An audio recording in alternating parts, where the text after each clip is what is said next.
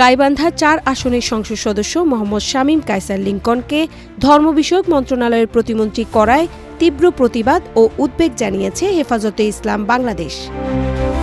সংগঠনটি সরকারের এই সিদ্ধান্ত পুনর্বিবেচনা করে নিয়োগ বাতিলের দাবি জানিয়েছে।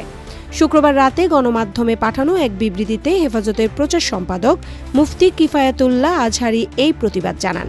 এর আগে শুক্রবার সন্ধ্যায় বঙ্গভবনের নতুন মন্ত্রী ও প্রতিমন্ত্রীদের শপথ অনুষ্ঠানে শামীম কায়সার লিংকন ধর্ম প্রতিমন্ত্রী হিসেবে শপথ নেন।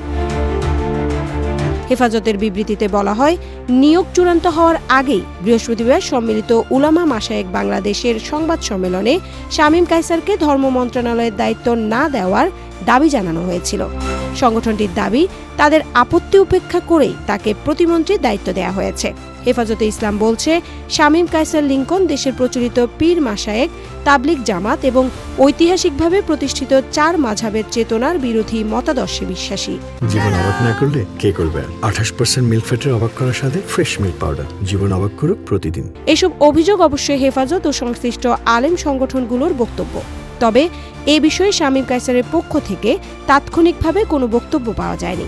সংগঠনটির ভাষ্য, ইসলামী মূল্যবোধে শ্রদ্ধাশীল এবং উলামায়ে কেরামের কাছে গ্রহণযোগ্য ব্যক্তিকে এ দায়িত্ব দেওয়া উচিত।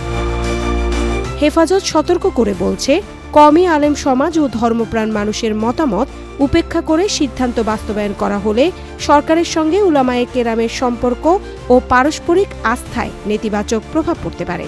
একই সঙ্গে ধর্মপ্রাণ মানুষের অনুভূতিতে আঘাত লাগার আশঙ্কাও জানিয়েছে সংগঠনটি। শারমিন সুলতানা, নিউজ ডেস্ক, দৈনিক ইনকিলাব।